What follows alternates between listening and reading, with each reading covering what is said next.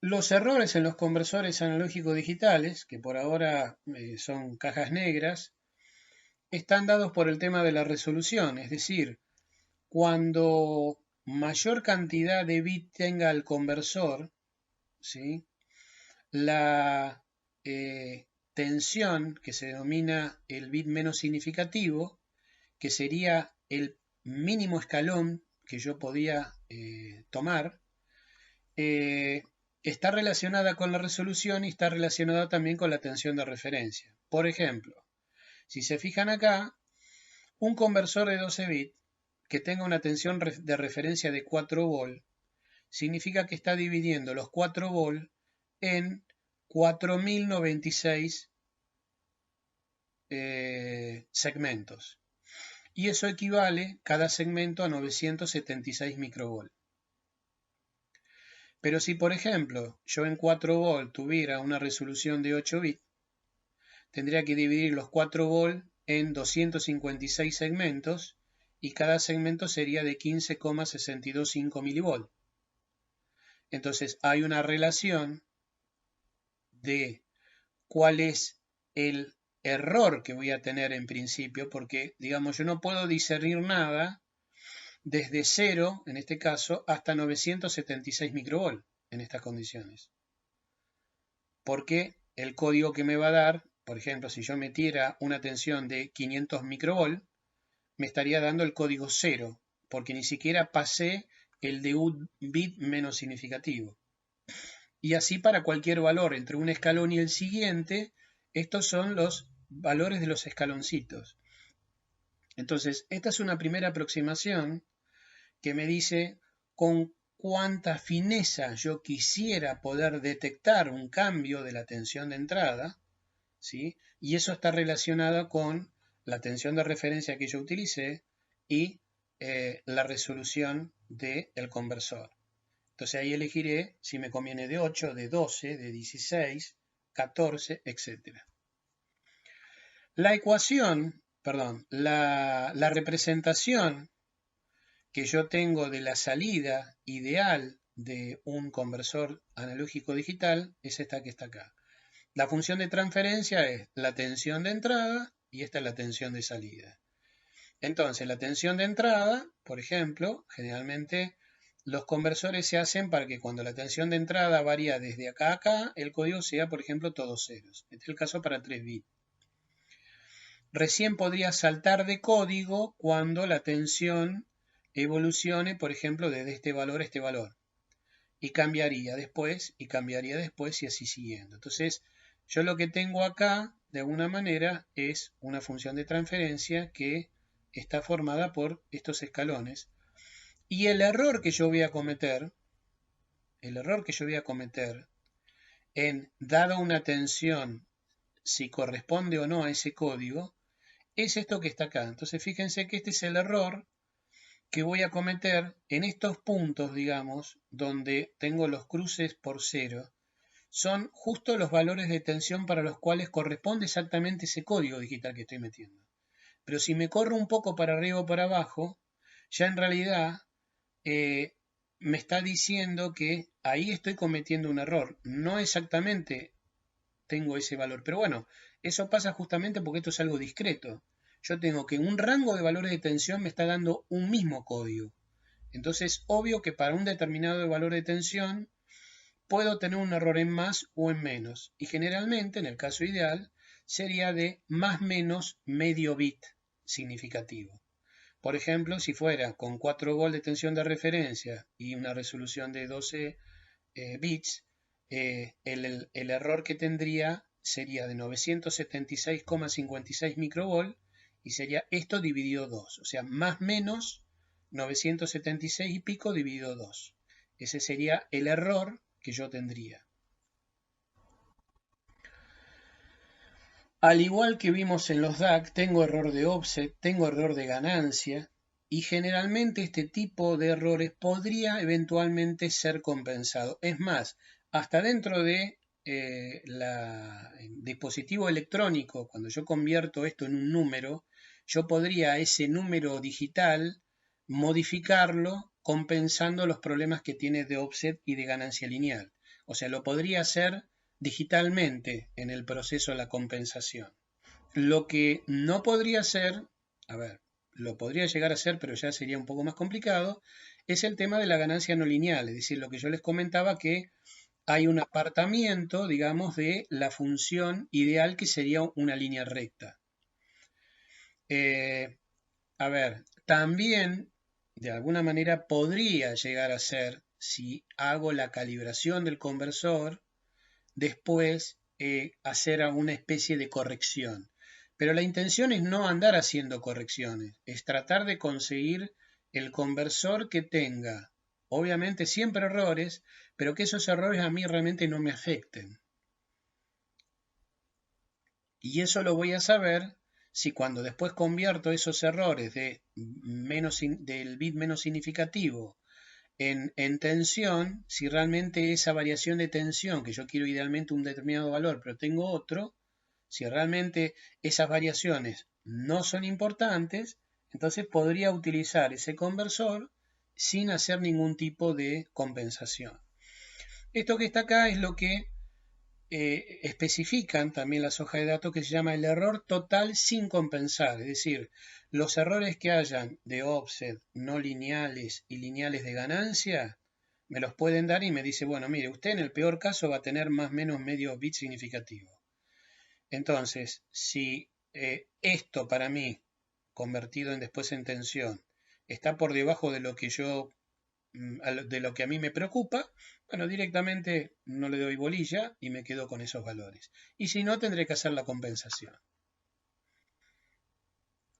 Acá, por ejemplo, tengo dos representaciones de no linealidad, como habíamos visto, es entrada o salida digital versus entrada analógica, y tengo una curva realmente ideal y tengo, digamos, lo que ocurre en ese conversor en particular, donde, bueno, me aparto, acá no tengo un problema de ganancia lineal, porque me aparto, digamos, de la pendiente y además, digamos, se me empieza a combar. Entonces tengo los dos problemas. Y acá, bueno, es una representación de cómo se vería en el tiempo. Es decir, yo meto una sinusoide en vez de la sinusoide, que obviamente no voy a poder tener una sinusoide como un número digital, sino que voy a tener valores discretos. Bueno, estos valores discretos de alguna manera no van a ser los escaloncitos siempre iguales debido a ese problema que tiene el conversor. Como habíamos mencionado, ese problema de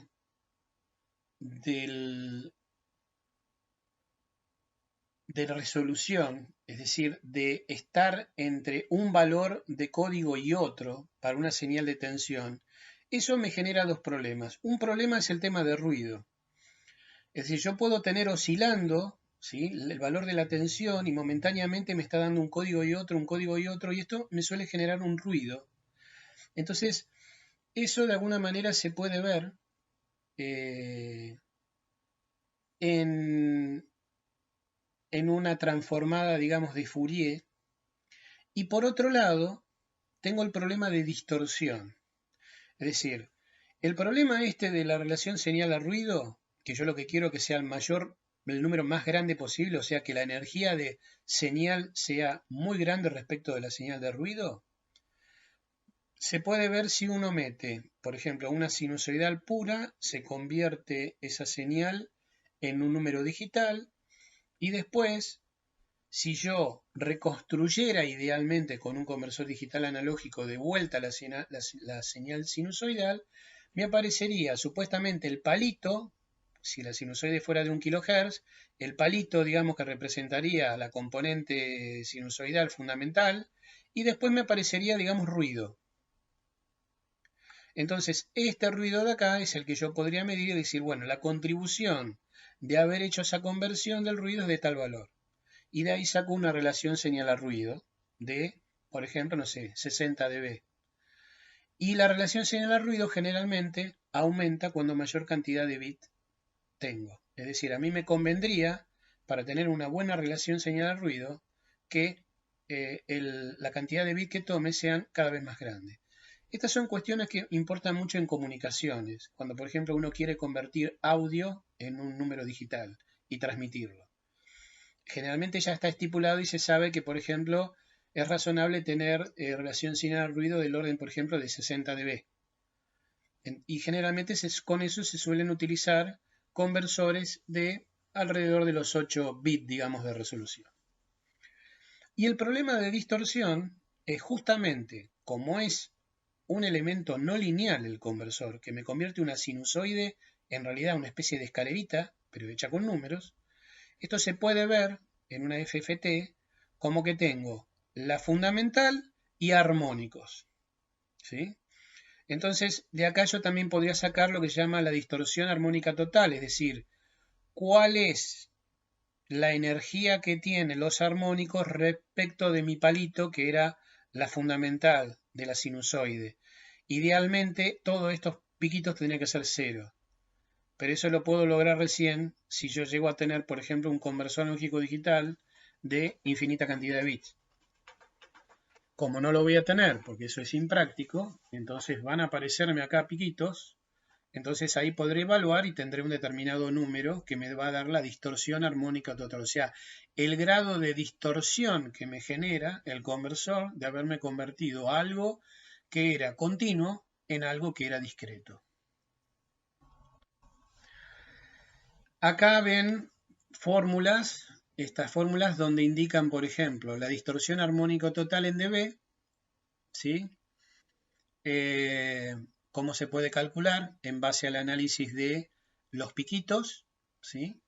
Y tanto de la señal original que tendría que tener más la de los elementos armónicos, la distorsión armónico total más el ruido, y esto es lo que define lo que se llama el SINAD, que es otra característica, donde estoy ahora metiendo las dos cosas. Le digo, bueno, a ver, ¿cuál es la contribución total que me genera el conversor en cuanto a ruido más distorsión? Y esto es lo que se llama el SFDR, que también se especifica, que es, dada mi tono, digamos, puro de sinusoide, ver cuál es el pico más grande que tengo y de acá sacar, digamos, una idea de cuál es la contribución de este, que era el más serio, respecto de la amplitud máxima que tiene la señal. Y esto es lo que se llama el SFDR, que es la respuesta a espurios que tengo. Y en este caso, por ejemplo, me da 65 dB. Que 65 dB, digamos, es un número generalmente bueno en comunicaciones. Y de nuevo, todos estos problemas de distorsión armónico total, de relación señal-ruido y del SINAD disminuyen cuando menor cantidad de bit tenga. O lo que es lo mismo, cuando mayor cantidad de bit tenga el conversor, ¿sí?, más cerca de lo ideal, o sea, menos ruido y menos distorsión yo voy a tener. Acá tienen un conversor. Vamos a empezar a ver este que sería el conversor integrador, que es el conversor, uno de los conversores más lentos. Es decir, acá esto muestrea varias muestras por segundo, o sea, por ahí varias decenas por segundo, pero que obviamente no sirve ni para aplicaciones de audio y menos para aplicaciones de video o cualquier otra aplicación. Generalmente esto, por ejemplo, se pueden usar en tester para medir, por ejemplo, cuál es la tensión de continua o la resistencia eléctrica o la corriente eléctrica, ¿sí?, en continua, pero ni siquiera en alterna. Salvo que se haya una conversión de alterna a continua y se lea los números. El proceso de trabajo de este tipo de conversores es que inicialmente se obtiene un número que sale de un contador, es decir, hay un contador, como ustedes han visto, un contador binario, que en un momento se le pide al contador que empiece a contar un número, y de alguna manera el proceso que se hace es en dos etapas, es decir, por un lado, interactúa la señal de entrada, la cual va a hacer que el contador cuente, y después una tensión de referencia. La idea básicamente es la siguiente. Acá se tiene un amplificador operacional que tiene un capacitor en realimentación y una resistencia de entrada. Esto actúa como un integrador. Es decir, si yo le aplico una tensión continua a la entrada, esto me genera en Vent una rampa. De ahí el nombre de, en este caso, doble rampa. Se hacen dos procesos. Un proceso conectando la entrada del integrador a la tensión incógnita que yo quiero saber cuánto vale y lo quiero convertir en un número n digital, donde la rampa que va a generar este integrador va a depender de la amplitud de la tensión de entrada. Cuando mayor es la tensión de entrada, la rampa va a ser más empinada, como por ejemplo está puesta acá. Mayor tensión, la rampa es más empinada. Menor tensión, la rampa es menos empinada. Bien.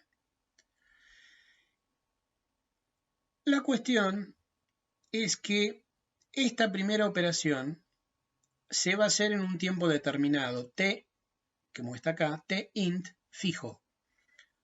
Entonces, la tensión 20 llegará a una tensión grande cuando la tensión de entrada es grande y a una tensión chica cuando la tensión de entrada sea chica, como lo indica acá.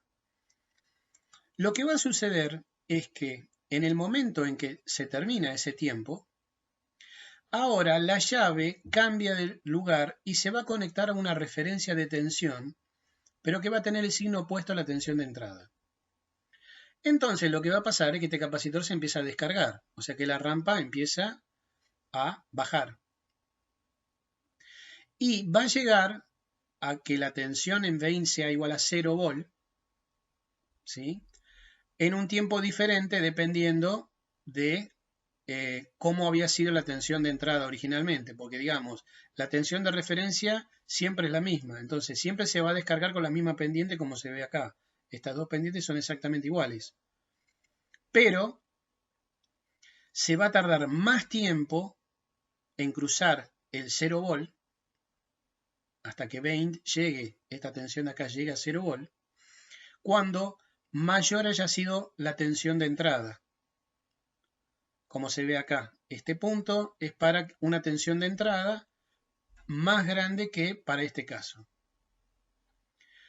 Lo que se hace con el contador es aplicar una ecuación simple que relaciona esta pendiente con esta pendiente, sabiendo, por ejemplo, que este tiempo t es constante, pero este tiempo es variable, y sabiendo que esta pendiente está relacionada con la tensión de referencia y que esta pendiente está relacionada con la tensión de entrada.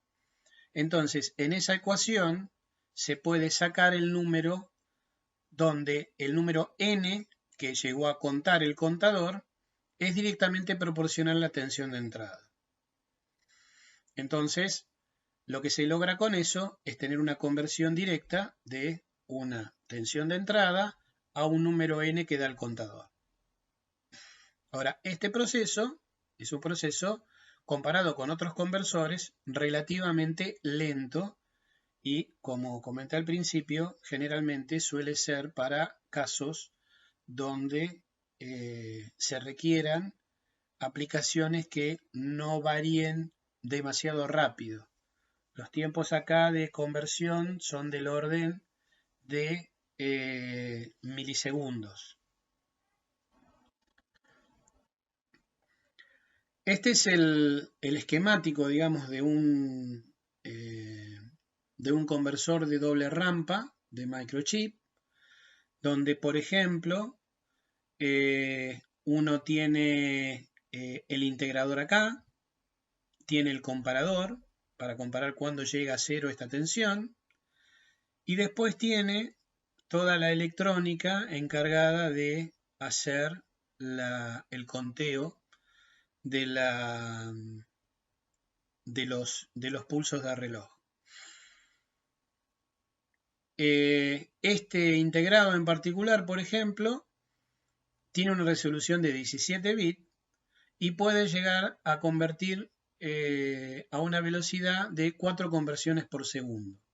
Lo que obviamente, generalmente esto es para hacer mediciones prácticamente de continua, ¿sí? Pero con una buena precisión porque tiene una cantidad de bits, digamos, importante. Es decir, uno podría acá tener, por ejemplo, esto en un tester donde tengan, por ejemplo, al menos 4 dígitos y medio en el sistema decimal, digamos, de representación. Bien, otro tipo de conversor es el conversor denominado de aproximaciones sucesivas.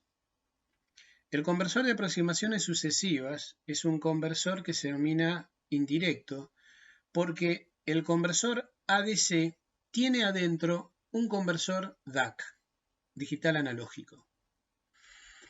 Entonces, esto podría ser pensado de la siguiente manera. Imagínense ustedes que tienen, por ejemplo, un sistema de pesas, donde tienen un peso incógnita, y ustedes tienen una serie de pesas que pesan una de medio kilo, un cuarto, un octavo y 1/16 de kilo. Es decir, tienen 4 pesas, esto haría un equivalente a tener algo discreto de 4 bits, donde los pesos están relacionados en potencia de 2. Esta es de medio kilo, esta después le sigue un cuarto, un octavo y 1/16.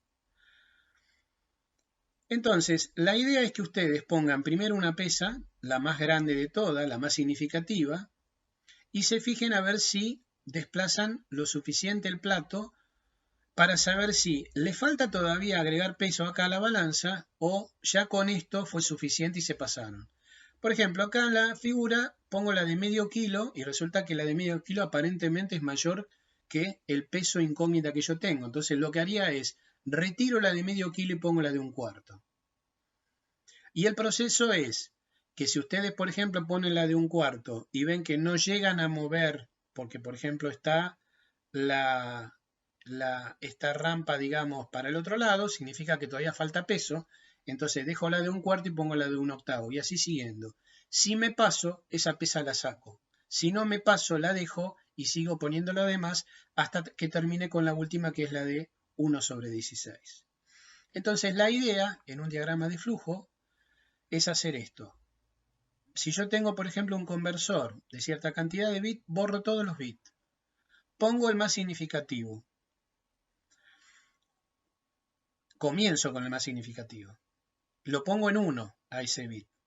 Y lo que voy a hacer, para eso tengo el DAC, es compararlo, ¿sí? En un comparador, la tensión analógica de entrada con la que viene de un conversor digital analógico que uno le tiene que meter un número. ¿Este número de dónde proviene?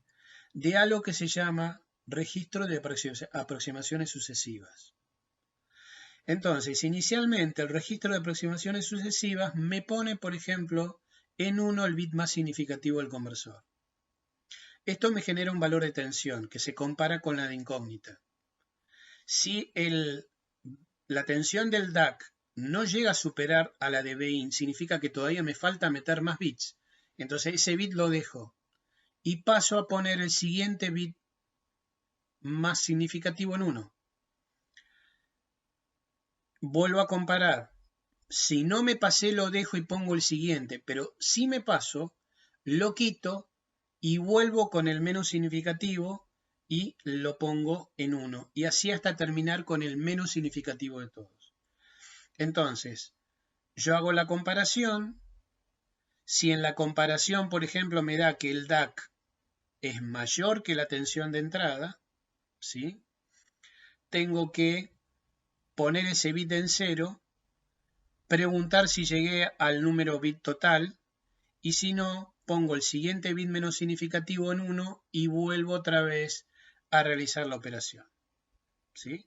Bueno, acá por ejemplo se ve, en el caso de un DAC de 4 bits, que esta sería la tensión analógica, y yo empiezo con este valor que es el de la pesa, digamos, de medio kilo. Como me pasé respecto de la incógnita, entonces lo saco y pongo en 1 en la otra de cuarto. Pero cuando pongo la de cuarto resulta que veo que no llegué a sobrepasarla a la entrada. Entonces pongo el otro que es el de un octavo. Cuando pongo el de 1/8 veo que sí me pasé, entonces lo saco y pongo el de 1/4 y bueno, ahí me quedé, perdón, 1/4 no, 1/16 y me quedo ahí con este. Entonces ese va a ser el código entonces definitivo, que va a ser 0101. El más significativo es este y el menos significativo es este. Entonces, el registro de aproximaciones sucesivas es el encargado de controlar, de alguna manera, al conversor digital analógico en función, digamos, de lo que lea del comparador. Y este proceso va a durar tantos ciclos de reloj como bits tenga el conversor. Por eso se llama generalmente este tipo de conversores tipo SAR, ¿sí? De aproximaciones sucesivas. Bueno, acá hay un ejemplo de un conversor, el 080X, que depende, digamos, en realidad de la cantidad de entradas analógicas que acepte. Este tipo de conversor, por ejemplo, tiene esto que está acá, que es una red R2R, que es el conversor digital analógico, el cual es controlado por el registro de aproximaciones sucesivas que está acá, ¿sí? Y el reloj es un reloj interno que poniendo una resistencia y un capacitor se genera un oscilador y con el oscilador se controla toda la operación. Y en este caso, lo que se hace es, la tensión de entrada está acá, se aplica acá, el comparador, donde se compara la información del DAC con la información de la tensión de entrada, y el comparador de alguna manera le dice al registro de aproximaciones sucesivas si tiene que ir dejando el bit que puso, sacarlo hasta que se termine con la cantidad de bit que tenga el conversor. En este caso es un proceso de 8 ciclos de reloj. Esto, para este conversor en particular, tarda 100 microsegundos en realizar la conversión.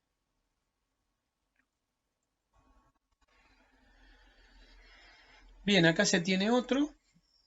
Esto es de Analog Devices. Es otro conversor que tiene el registro de aproximaciones sucesivas. Esto es simplemente para mostrarle que, por ejemplo, en particular, la información de salida es serie, es decir, no da el dato en paralelo, sino que lo da a través de una interfaz que se llama SDI, donde acá se tiene, por ejemplo, la entrada de información para programar al integrado y la salida de bit de lo que dio como resultado el conversor, la conversión en 16 bits. Este chip en particular puede trabajar con unas velocidades de muestreo de hasta 1 megamuestras por segundo, ¿sí? Y puede operar entre tensiones que pueden ir de 1,65 hasta 5 volts. Es decir, puede trabajar, digamos, con bajos niveles de tensión. Esto que está acá, por ejemplo, que dice PGA, es un amplificador de ganancia variable, entonces uno podría llegar a modificar, digamos, el rango de trabajo para varios valores de entradas. Esto es importante porque generalmente si uno quiere hacer esto, lo tendría que poner afuera del chip, pero bueno, acá viene ya integrado dentro del chip. Y este integrado en particular ya tiene una referencia de tensión metida adentro, que es una referencia, por ejemplo, de 4,096 volts, que fíjense que es un número que es potencia de 2.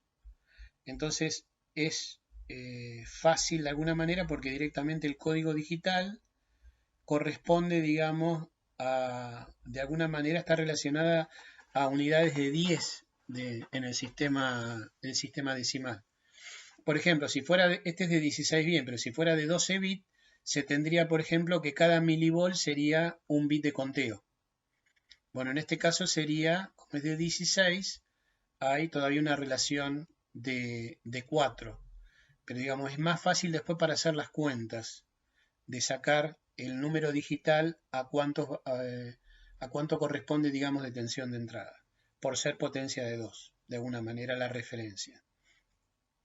Bueno, acá se tiene, por ejemplo, que la X esta significa el grado de velocidad, se puede tener 1 megamuestra por segundo, 500 kilomuestras por segundo o 100 kilomuestras por segundo, que eso de alguna manera va a variar el precio. Y la representación de la función de transferencia, que como habíamos visto es una escalerita, es decir, para cada valor de tensión, de alguna manera, le va a corresponder una... Bien, el conversor más rápido que hay es el flash. Y el flash es rápido porque básicamente es un circuito que trabaja en dos etapas. Es decir, acá hay una primera etapa que hay comparadores analógicos que comparan la misma señal de entrada, pero con diferentes tensiones de referencia. Y estas resistencias están puestas de tal manera que los valores de tensión que se van teniendo acá, ¿sí?, son comparados por comparadores separados.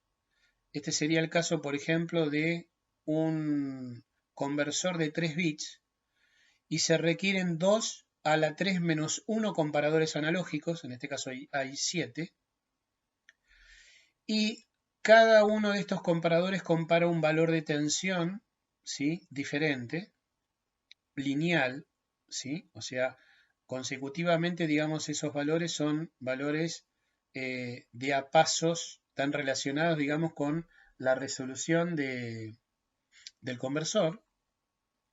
Entonces, por ejemplo, si la tensión de entrada fuera 0, estaría comparando 0 con todos estos valores de tensión, por lo tanto acá el código que tendría que dar, la salida de los comparadores, sería todo 0. Cuando la tensión de entrada sobrepase este valor de tensión, de este divisor de tensión, este comparador se pondrá en 1 y todos los demás estarán en 0. Y así siguiendo, a medida que aumento la tensión, de a 1 se van a poner los comparadores en 1, el que se puso en 1 seguirá estando en 1, hasta que todos estén en 1. Entonces, en realidad, no se tiene un código binario, se tiene un código que será todos ceros, a todos ceros y unos, ¿sí?, a medida de que la tensión de entrada supere las referencias de cada comparador, ese comparador se pone en 1 hasta que tengo todos unos. Eso después, acá hay un latch que de alguna manera tiene un latch para congelar la indicación en un momento determinado de lo que tiene acá adentro, y para usar con un codificador convertir esas relaciones de ceros y unos en un formato binario. En este caso, por ejemplo, de 3 bits. Entonces, cuando yo tenga todos en 1, acá ya tendré que poner 3 unos. Cuando, por ejemplo, tenga todos en ceros, bueno, acá justo va a ser todos ceros. Pero cuando acá, por ejemplo, tenga todos ceros y esté en 1, acá tendrá que poner el código, por ejemplo, 0, 0, 1, y así siguiendo para las otras combinaciones. Lo que sale de acá es que si yo, por ejemplo, me quisiera hacer un conversor flash de 8 bits, necesitaría 255 comparadores analógicos, que son amplificadores operacionales, lo cual hace que el tamaño del chip sea importante y eso sale plata. Entonces, generalmente no es práctico, desde el punto de vista comercial, de alguna manera, y por el tamaño del chip, de tener más de 8 bits en los conversores tipo flash. Bien, los conversores flash, de todos los que hemos analizado hasta ahora, son los conversores más rápidos debido a que tienen esa estructura de una primera parte donde se hace una comparación analógica de la señal de entrada respecto de varias referencias y se genera un código, y luego ese código es transformado al formato binario. Uno de los problemas que nos encontramos con los conversores flash es que requieren una cantidad muy grande de comparadores analógicos si nosotros requerimos, por ejemplo, conversores de más de 8 bits. Para esos casos ha aparecido una alternativa que se denominan conversores pipeline. Generalmente los conversores pipeline son conversores que están formados en parte de su estructura por conversores tipo flash, pero de pocos bits. Acá vemos un ejemplo donde se tiene un conversor tipo pipeline de 14 bits. Lo que se realiza acá es un proceso de conversión de la señal analógica, pero por partes. Es decir, en este caso, en este esquemático, se tiene que la tensión de entrada entra a esta etapa 1, luego existe un track and hold, es decir, que lo que hace esto es mantenernos la tensión analógica constante durante el proceso de conversión.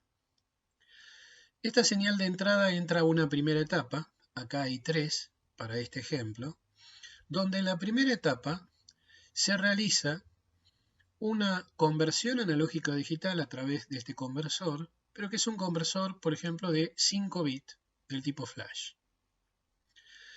Esta señal, que es ya ahora un número binario, es convertida nuevamente a través de un conversor digital analógico en una señal de tensión analógica, y esa tensión se la sustrae de la original, que es la Vin. Esta resta me genera acá un residuo que luego se lo va a amplificar analógicamente por un valor que me lleve de nuevo la salida a fondo de escala. Lo que se hace entonces con esta primera etapa es obtener los 5 bits en principio, no exactamente 5 bits, pero me da una cierta cantidad de bits más significativos como producto de una primera aproximación para hallar el número final digital respecto de la tensión de entrada BI. Este valor que sale en este caso de este amplificador A2 es vuelto a procesar por una segunda etapa similar a la primera, donde de vuelta se hace una conversión analógica digital, en este caso también de 5 bits, y esta señal digital se la vuelve a convertir en un valor de señal analógica que es sustraída de la tensión que aparece en la entrada del bloque 2 y vuelta a amplificar hasta que vuelva a obtener el valor de fondo de escala. Y por último, hay un conversor analógico digital de, en este caso 6 bits, que hace la conversión a un número. Como cada uno de estos bloques está procesando una información analógica, pero la segunda y tercera etapa son residuos de un primer trabajo que hace el bloque 1, uno lo que va obteniendo acá es 5 bits del bloque 1, 5 bits del bloque 2 y 6 bits del bloque 3. Esta información digitalmente se tiene que sumar y a cada una de las salidas de los bloques hay que darle el peso que corresponde. Entonces, la salida del bloque 1, que se tiene este valor digital, se lo multiplica por 512, o sea que tengo que correr la cantidad de ceros hacia la izquierda. Entonces, estos serían los bits que resultan de esta primera conversión gruesa. Luego están los bits que corresponden a la segunda conversión, multiplicando el número digital que yo obtengo acá a la salida del bloque 2 por 32, y se le suma, multiplicando solamente por 1, la salida del tercer bloque. Hay acá lo que se llama corrección de error digital.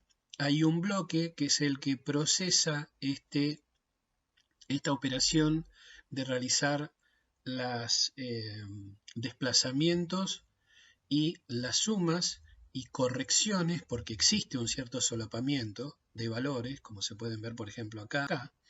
Eso lo hace esta estructura, esta parte del circuito, y a la salida de este circuito obtendríamos acá por ejemplo la salida en 14 bits. Todo esto bajo control de una señal de reloj que entraría por esta parte de acá donde dice timing. Es decir, este proceso del bloque 1, del bloque 2 y del bloque 3 se hace en una manera serie y cuando se termina de procesar con la cantidad de ciclos de reloj necesarios, se puede obtener el dato final a la salida. Vamos a ver ahora algunos ejemplos de conversores tipo pipeline, como por ejemplo este de Texas Instruments, donde se obtiene, por ejemplo, un tiempo de conversión que nos da una velocidad de hasta 1 gigamuestras por segundo con una resolución de 12 bits. Es decir, acá se tiene la tapa de entrada, BIN, un buffer analógico, luego el conversor de 12 bits que tiene 3 etapas, algo similar a lo que vimos anteriormente, y se obtiene la salida, en este caso sería un formato paralelo interno, pero que debido a que en particular este conversor es un conversor que tiene salida digital serie, este en particular tiene dos canales, el bus A y el bus B. Esto, vuelvo a repetir, es algo muy particular de este circuito integrado, porque podría tener directamente la salida en paralelo, como también podría tener en este caso uno solo de estos buses.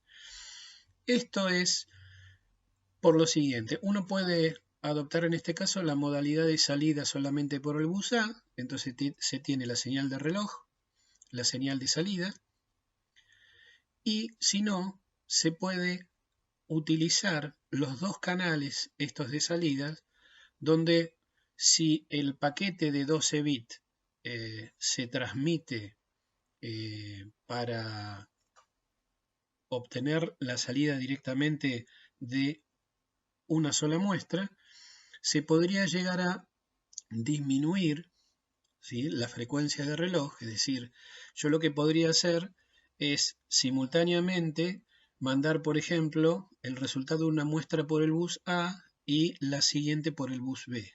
Entonces podría decir que podría reducir la frecuencia de reloj, como también podría decir de que estoy aumentando mi capacidad de transmisión. Estoy haciendo como una especie de transmisión serial, pero a su vez también paralelo, con lo cual, digamos, estoy mandando mayor información por unidad de tiempo. Bien, todos los conversores tipo pipeline tienen una cierta latencia. La latencia significa que la señal de reloj que entra por acá, en cada un flanco activo de reloj, me va a generar un nuevo resultado, o me va a comenzar, mejor dicho, un nuevo procesamiento de conversión de la muestra de entrada BIN. Esto va a hacer que este conversor en particular, como otros que pueden variar la cantidad de ciclos, en 7 ciclos del reloj ya tiene listo un nuevo dato. Antes de eso no. Entonces, cada flanco de reloj me genera un nuevo proceso de conversión de la tensión BIN, pero se va a ver reflejado a la salida recién después de 7 ciclos de reloj. Por lo tanto, si bien cada flanco de reloj activo de clock aparece acá una nueva muestra, estas están retardadas en el tiempo, para este caso particular de este circuito integrado, en 7 ciclos de reloj. Hay aplicaciones donde esto será tolerable y otras no. Eso habría que definir. Es decir, uno lo que quisiera es que cuando aparece un flanco de reloj, ya, como pasa en los tipo flash, automáticamente ya tengo la salida. Bueno, en este caso hay como una especie de delay o una latencia. Acá tienen otro ejemplo. Este es un conversor de National, que es el ADC14L040, que es de 14 bits, se puede muestrear a 40 megamuestras por segundo, consume 235 miliwatts. Esa es una de las características también que tienen los conversores pipeline, que de alguna manera uno logra un balance entre obtener conversores muy rápidos, pero también, y digamos de alta resolución, lo posible mayores de 10 bits para ciertas aplicaciones, y además que consuman lo menos posible. Bueno, en este caso, para este tipo de conversor, puede trabajar hasta 40 megamuestras por segundo con una resolución de 14 bits y el consumo del chip es de 235 miliwatts.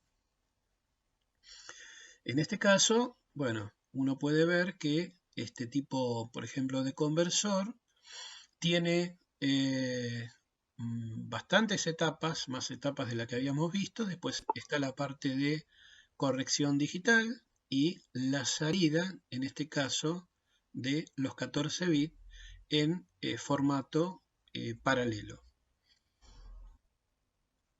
Este diagrama de tiempo lo que nos está mostrando es que, por ejemplo, si acá está la evolución de la señal de entrada, por ejemplo, Bain, y esta es la señal de reloj, que es la encargada, digamos, de generar todo el proceso de conversión del conversor pipeline.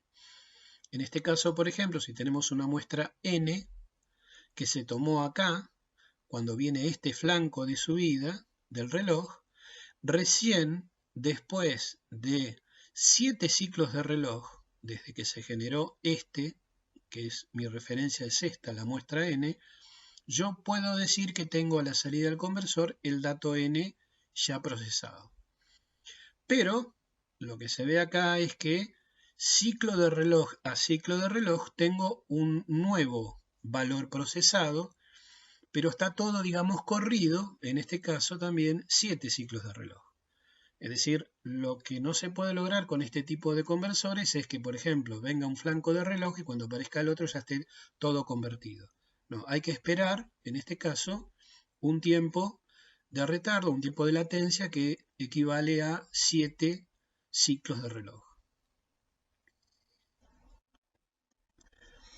Este es otro caso, otro conversor del tipo pipeline, donde hay 8 conversores analógico-digitales del tipo pipeline dentro del circuito integrado.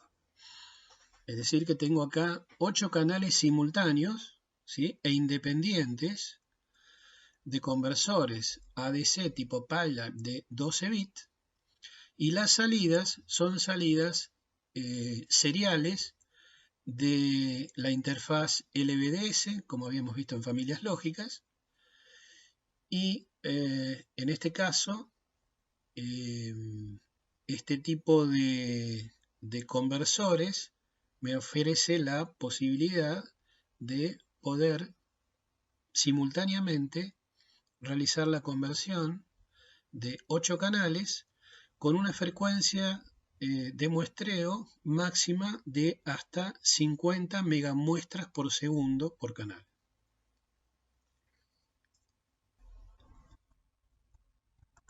Existen otros tipos de conversores analógico-digitales denominados conversores delta sigma o sigma delta, que con ellos se pueden conseguir resoluciones muy altas, por ejemplo de 24 bits, que es difícil conseguirlas, digamos, con el resto de los conversores analógico-digitales como el tipo flash, el tipo pipeline o los de aproximaciones sucesivas. Los conversores delta sigma o sigma delta en general están formados por dos bloques. Uno que se llama modulador y otro que se llama filtro digital. En este caso se muestra el ejemplo de un modulador básico de primer orden. Comercialmente ya los moduladores son más complejos que estos, son de órdenes superior, con los cuales se pueden lograr resoluciones más altas, pero digamos que esto viene bien de alguna manera para explicar un poco el funcionamiento. La primera cuestión es el tratar de muestrear a una velocidad muy superior a la que realmente se necesita según el teorema de Nyquist. Es decir, por ejemplo, si yo quisiera adquirir la señal de audio, que generalmente tiene un ancho de banda del orden de los 20 kHz, yo estaría muestreando a varias megamuestras por segundo, o sea, varios megahertz. La idea de hacer esto es justamente poder lograr una resolución elevada y disminuir la distorsión y el ruido de la señal una vez convertida a un número digital. El modulador, en este caso, por ejemplo, está hecho con un integrador, un restador, un comparador y un conversor digital analógico de 1 bit. Lo que se comanda este circuito es a través de una señal de reloj que, por ejemplo, puede ser, supónganse, del orden de el megahertz, es decir, una señal, digamos, de 1 megahertz.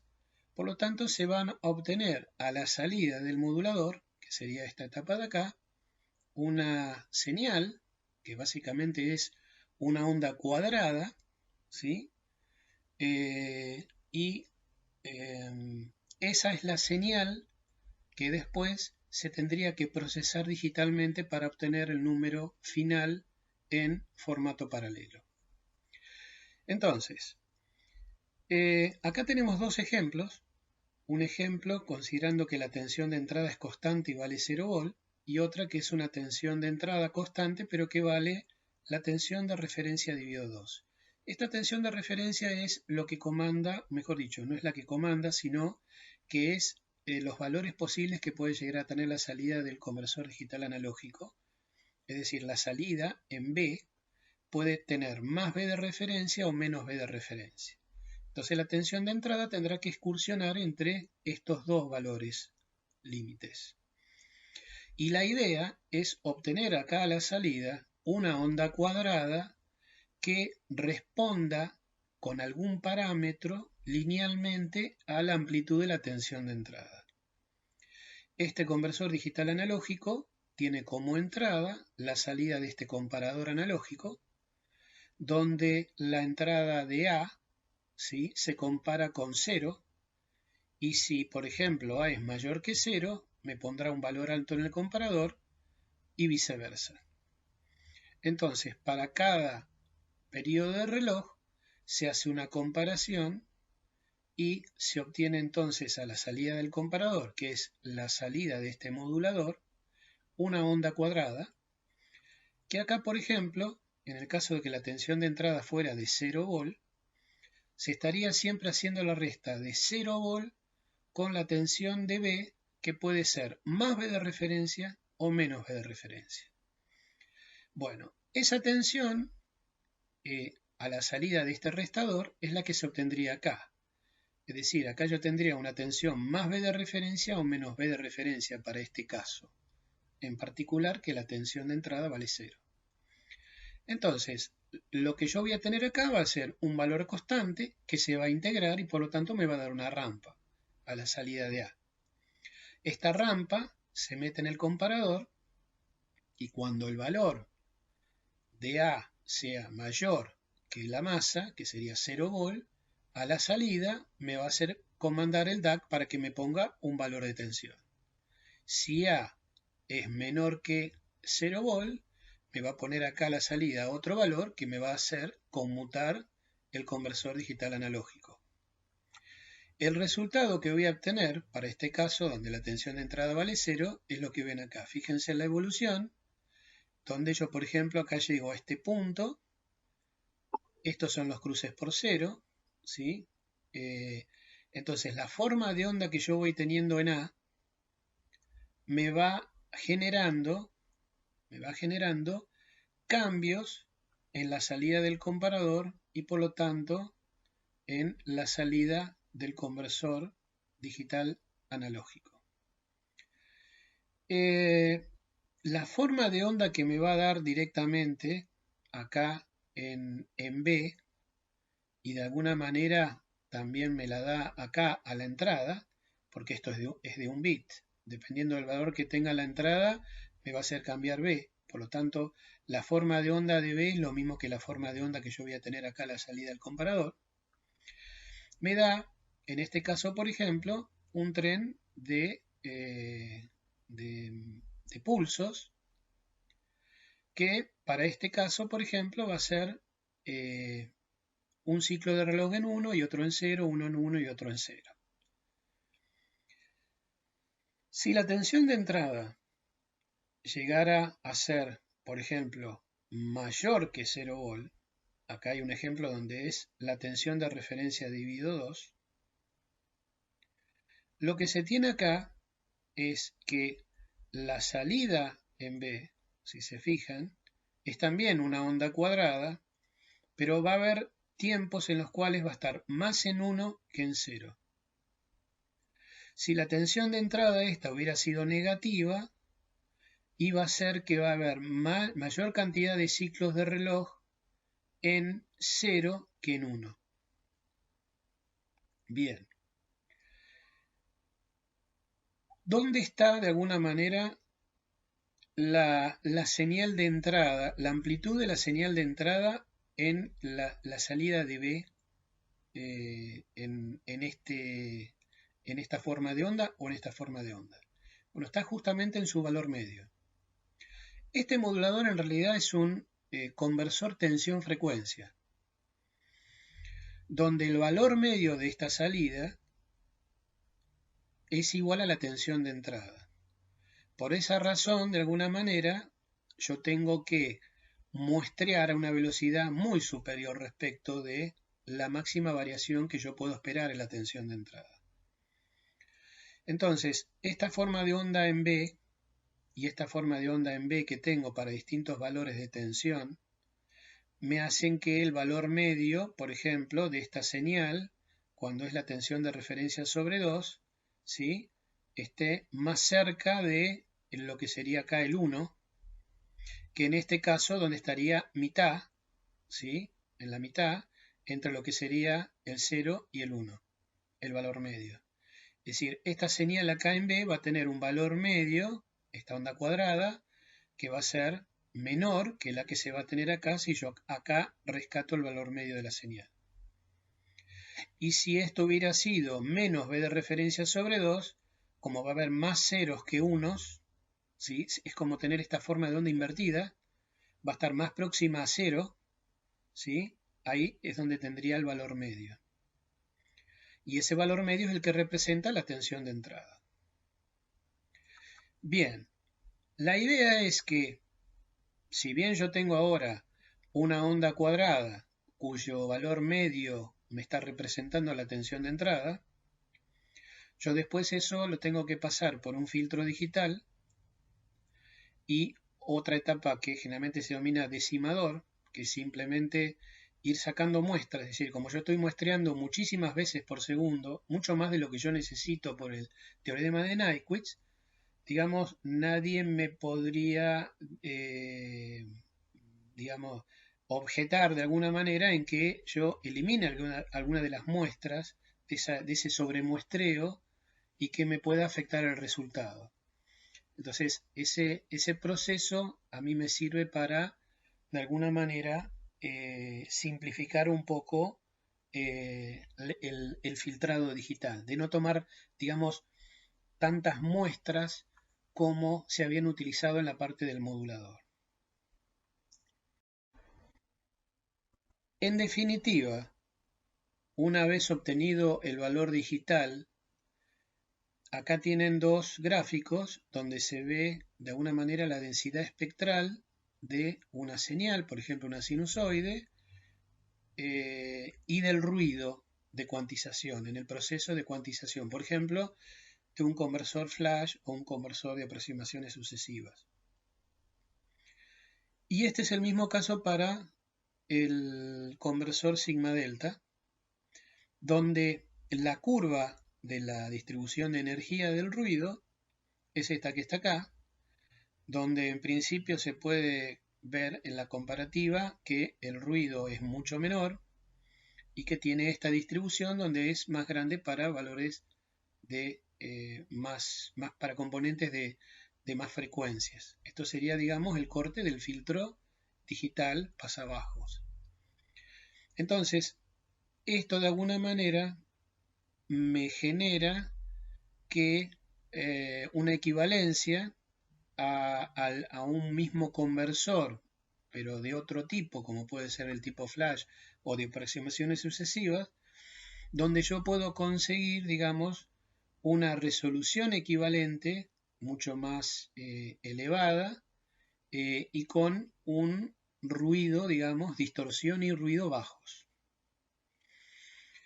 Acá, por ejemplo, tienen el caso de un conversor analógico digital de tipo sigma delta, de Analog Devices, donde tienen la tapa del modulador, que es de orden superior, es decir, más elaborado que lo que vimos en la otra diapositiva, y después la parte del filtrado digital. Y la salida, en este caso particular, de este conversor es serie, del tipo LVDS, donde el muestreo acá se puede hacer hasta 4 megamuestras por segundo y se puede adquirir señales que pueden tener algunos cientos de kilohertz de ancho de banda.